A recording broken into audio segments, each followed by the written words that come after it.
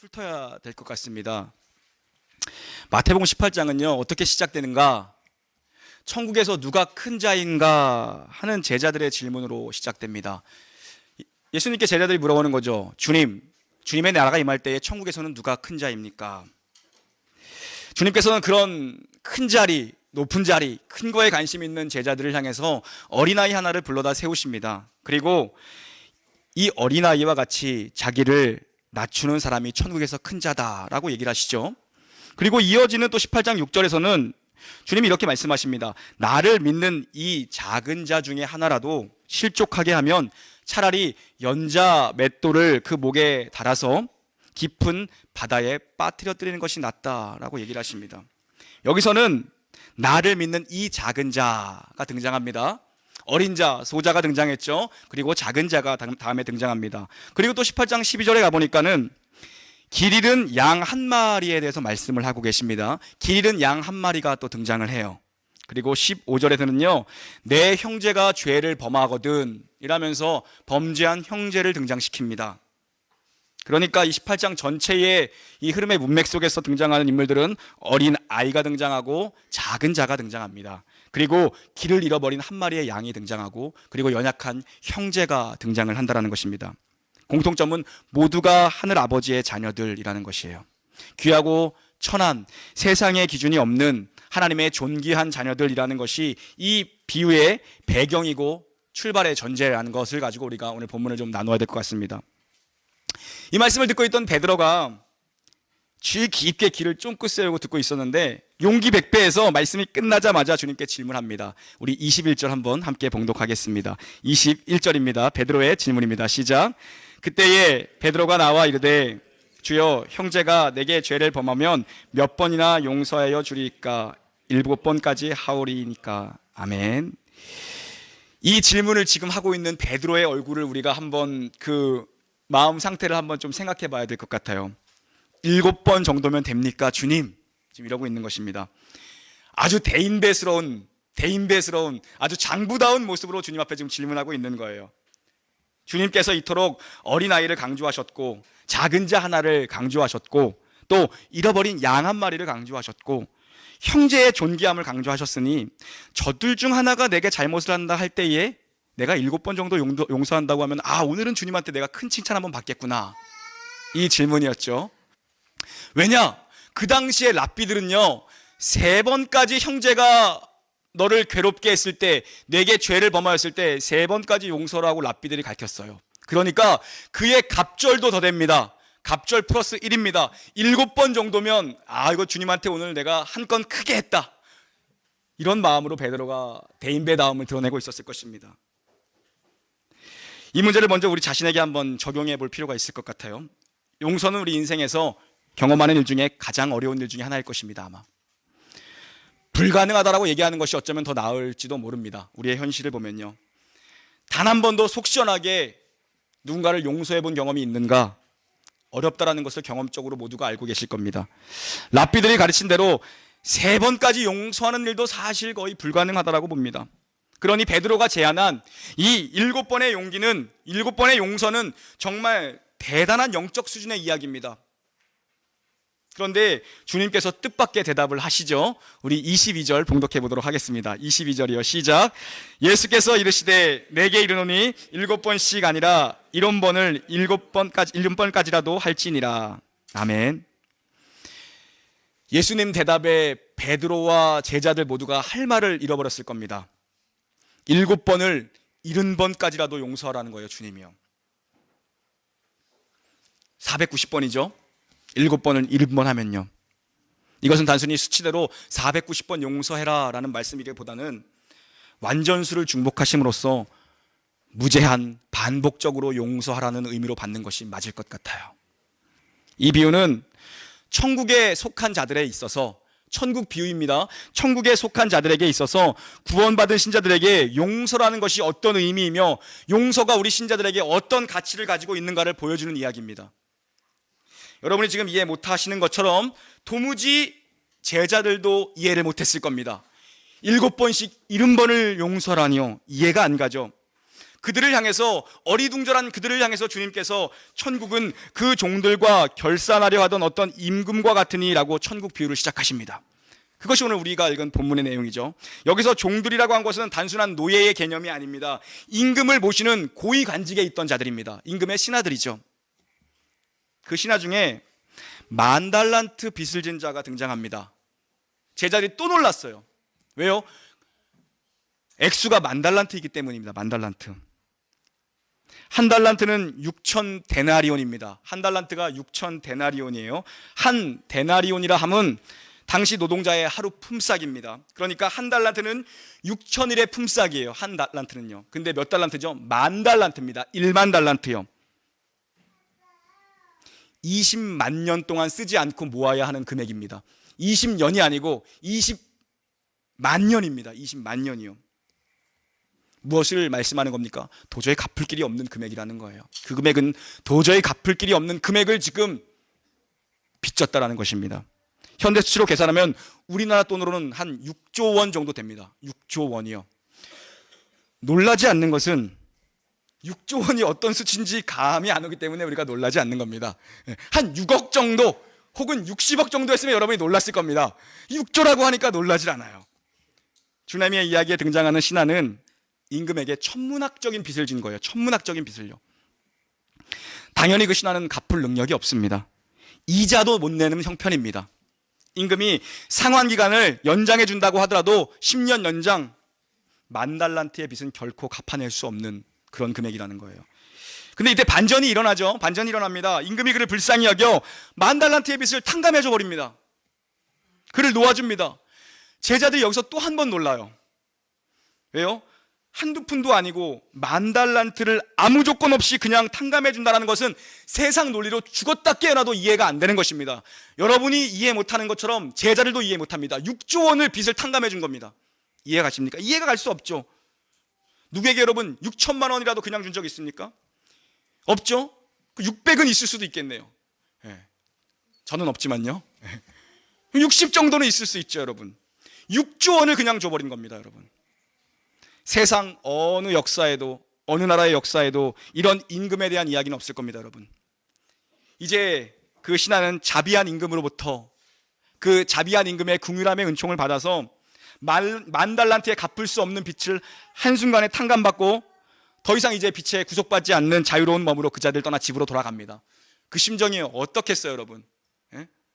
어디 가서 여러분 한 2만 원, 3만 원만 깎아도 얼마나 기쁨으로 우리가 집에 돌아가는데 6조 원을 탕감받고 집으로 돌아가는 이 사람은 날아갔을 겁니다, 여러분. 상상을 해보십시오. 상상이 될 수가 없는 구조죠. 그런데 마침 길에 가다가 누구를 만나는 고 자기에게 100데나리온의 빚을 진 동료를 만나게 됩니다. 10,000달란트를 탕감받고 가는 집에 가는 길에 100데나리온 빚진 자를 만나요.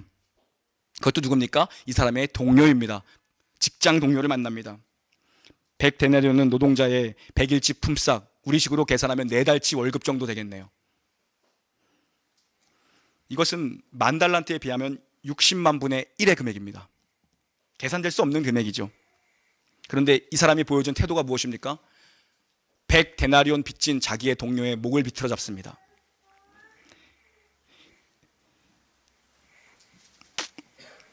그러자 그 100데나리온 빚진 동료가 하는 말이 뭡니까? 나에게 참아주소서, 갚으리이다라고 얘기합니다.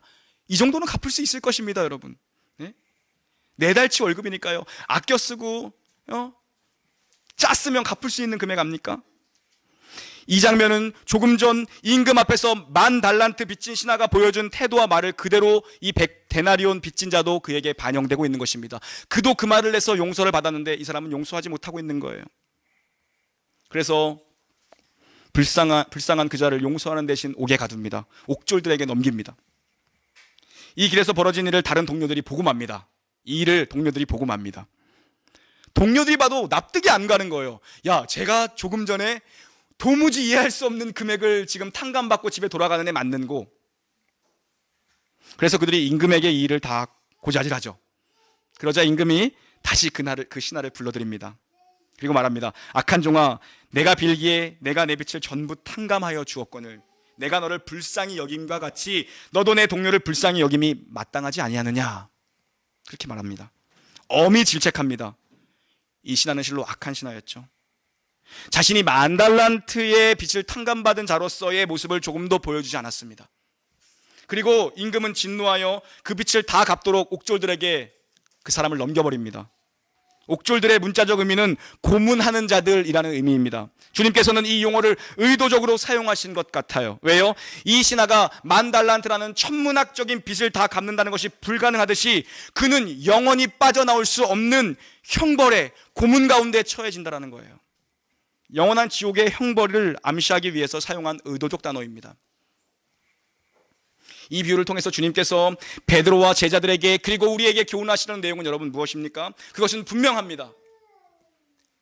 주님께서 비유의 결론으로 말씀하신 대로 너희가 각각 마음으로부터 형제를 용서하지 아니하면 나의 하늘 아버지께서도 너희에게 이와 같이 하시리라. 어떤 율법학자가 예수님께 와서 어느 날 묻습니다. 선생님, 계명 중에 가장 큰 것이 대체 무엇입니까? 이 많은 율법의 내용 중에 계명 중에 가장 큰 것이 무엇입니까? 예수님이 가르쳐 주시죠. 첫째는 내 마음을 다하고 뜻을 다하고 힘을 다하여 내 하나님 여호와를 사랑하라. 이것이 크고 첫째 되는 계명이다. 그리고 둘째는 그와 같이 내 이웃을 내 몸과 같이 사랑하라.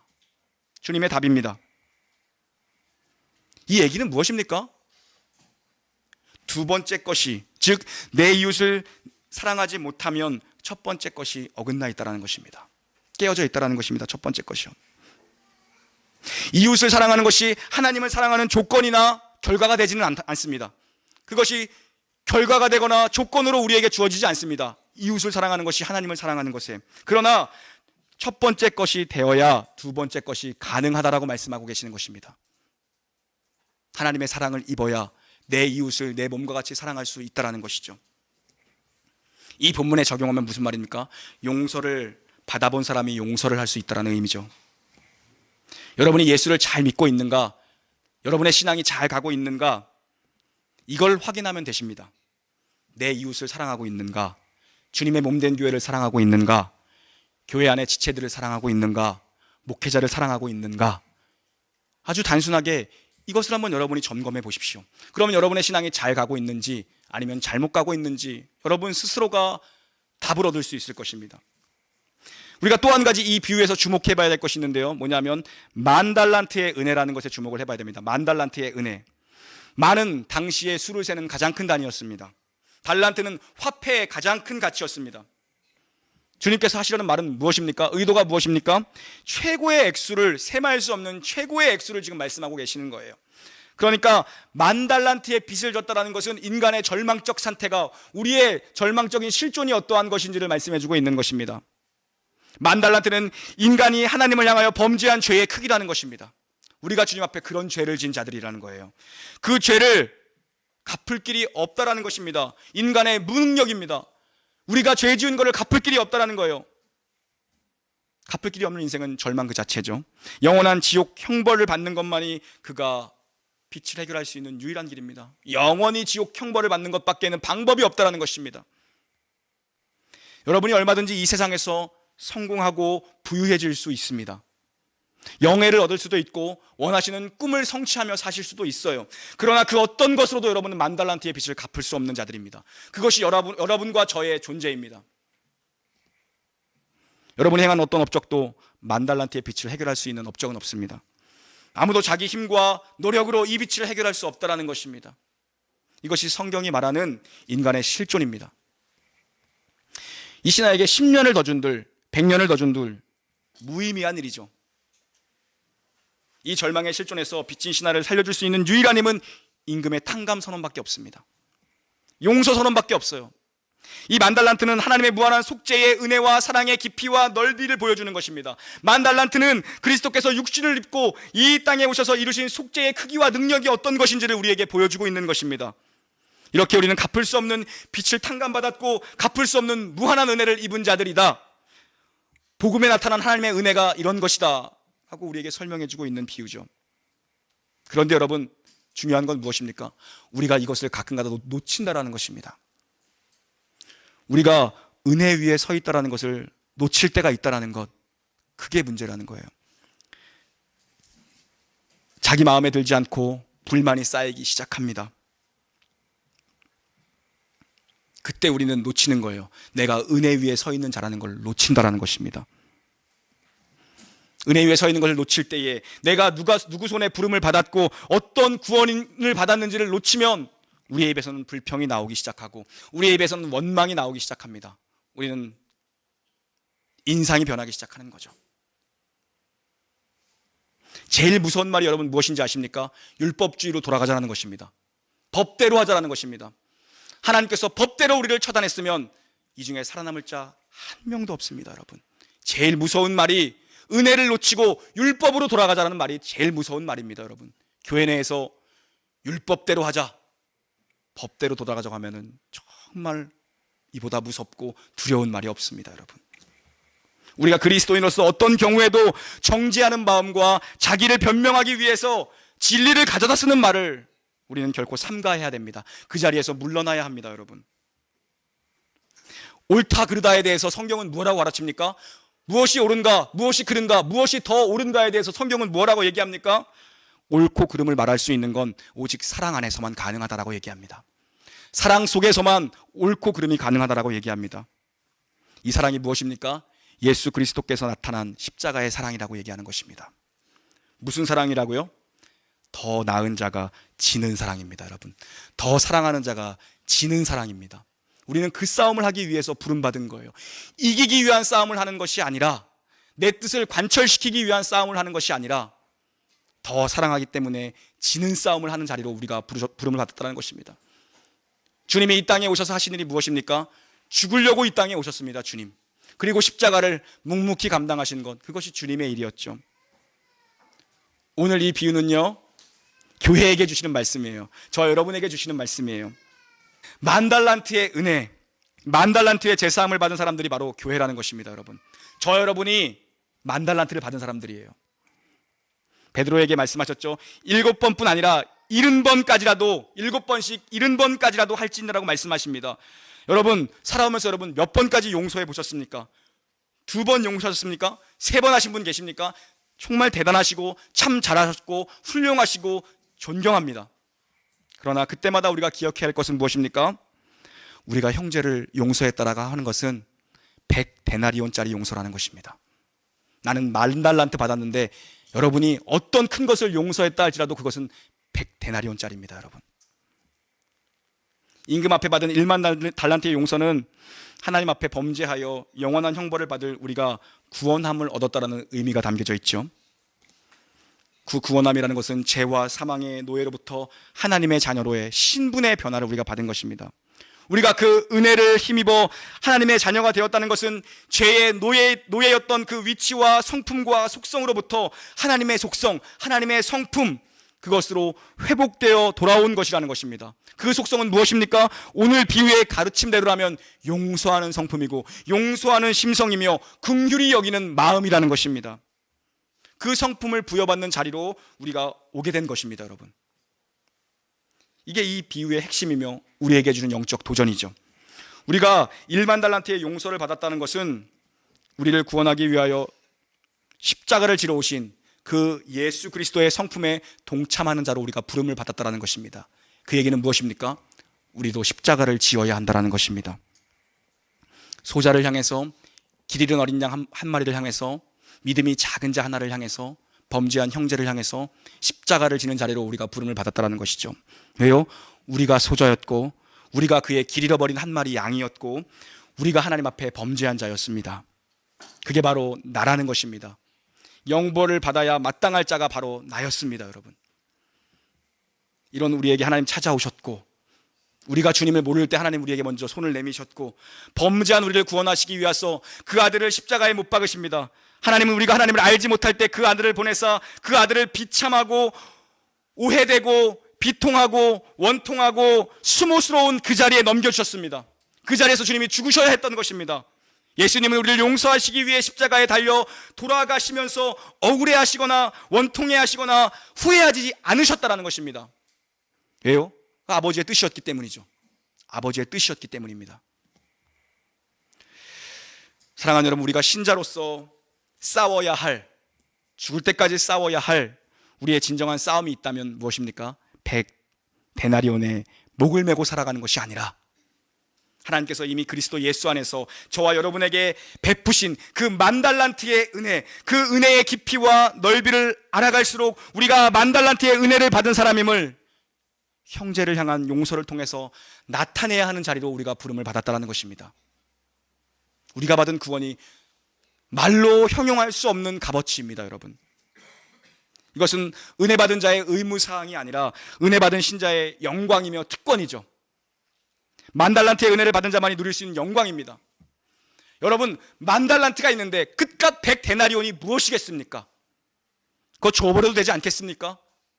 10,000달란트가 있는데 여러분, 그 영광과 특권으로 우리 인생을 설명할 수 있어야 된다는 것입니다. 그것이 그리스도인의 삶이고 우리에게 주신 하나님의 간절한 바람이라는 것이죠. 고난주간이죠. 저희 교회는 대부분의 교회들이 이 캠페인을 많이 만들었더라고요. 저도 고난주간을 보내면서 어떻게 성도님들에게 더 영적인 도전을 줄까, 함께 영적으로 더 깨어 기도할 수 있을까, 주님의 십자가를 더 묵상할 수 있을까, 많은 캠페인이나 많은 구호들을 만들었습니다. 대표적인 예가 미디어 금식과 같은 거겠죠. 좋은 것입니다. 또 한 끼 금식과 같은 것이겠죠. 좋은 것입니다. 그러나 우리 교회는 그런 특별한 것이 없습니다. 우리 교회는 왜 그런 거 안 하냐? 그런 초등학생 반찬 투정 같은 소리 하지 마십시오, 여러분. 고난주간이라고 내비게이션 끄고 여러분 약속 시간에 늦으면 되겠습니까? 그럴 수 없죠. 아들한테 카톡 답장하는데 안 할 거예요? 그럴 수 없잖아요, 여러분. 직장에서 컴퓨터로 일 안 하실 겁니까, 여러분? 그럴 수 없죠. 뭔가 구호를 만들고 캠페인을 만들면 꼭 부작용이 있습니다. 뭡니까? 숨어서 죄를 짓는 인간들이 꼭 있더라는 것입니다. 그리고 무엇입니까? 한 사람이 안 한 사람을 정죄한다는 것입니다. 그것이 구호를 만들고 캠페인을 만들면 꼭 교회 내에 그런 문제들이 꼭 있습니다, 여러분. 왜 내 기준에 못 맞춰주자는 겁니다. 왜 교회에서 만든 기준에 못 따라오냐는 것입니다. 저도 부교육자를 하면서 많은 것들을 해봤습니다. 해마다 해봤습니다. 바꿔서 해봤습니다. 그런데 결국은 뭐죠? 안 한 사람들을 향해서 정죄가 남더라는 것입니다, 여러분. 우리가 이 한 주간을 통과하면서 진짜로 감당해야 되는 것이 여러분 무엇입니까? 한 끼를 금식해서 어려운 사람들을 돕는 것도 필요할 것입니다. 필요하시다면 개인적으로 하십시오. 미디어를 금식하고 하나님의 말씀을 붙잡는 것이 필요하시다면 여러분 하십시오, 그렇게. 그러나 우리가 진실로 본질적으로도 감당해야 할 것이 있다면 무엇입니까? 10,000달란트의 용서를 경험한 사람으로서 넉넉한 한 주간을 살아보십시오, 여러분. 10,000달란트를 받았습니다, 여러분. 아직도 멱살을 붙잡고 있습니까? 이제 그 손을 한번 놓아보라는 것입니다. 여러분이 붙잡고 있는 그 손은 100데나리온을 놓지 못하는 손입니다. 하지만 우리가 주께 받은 은혜는 10,000달란트짜리 은혜라는 것입니다, 여러분. 우리는 이를 위해서 부름받았습니다. 언제나 그 10,000달란트를 기억하는 자들로 살아가야 합니다. 10,000달란트의 은혜를 누리는 자만이 살 수 있는 영광스러운 삶을 한번 한 주간만이라도 여러분 살아가 보십시오. 마음속에 용서하지 못하는 자가 있습니까? 가까이 있는 자녀와 부모님을 용서하지 못하는 분들도 있습니까? 이번 한 주간만이라도 그들을 용서하는 기도를 한번 새벽에 나와 해보시지 않겠습니까, 여러분?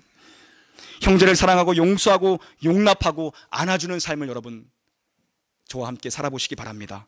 따뜻한 사람이 되십시오. 만나고 싶은 사람이 한번 되어보십시오. 나를 세우지 마십시오. 면도칼은 통나무를 결코 벨 수 없습니다. 통나무를 벨 수 있는 건 도끼입니다, 여러분. 나를 세워서 사람에게 상처를 주는 것, 여러분이 먼저 사과하시고 여러분이 먼저 용서하시고 용서하지 못하는 자를 향해서 여러분이 그동안 잡고 있던 멱살을 풀어주는 귀하고 복된 고난주간 한 주간을 저와 함께 보내시는 우리 놀라운 공동체 되기를 주님의 이름으로 간절히 축복합니다. 아멘.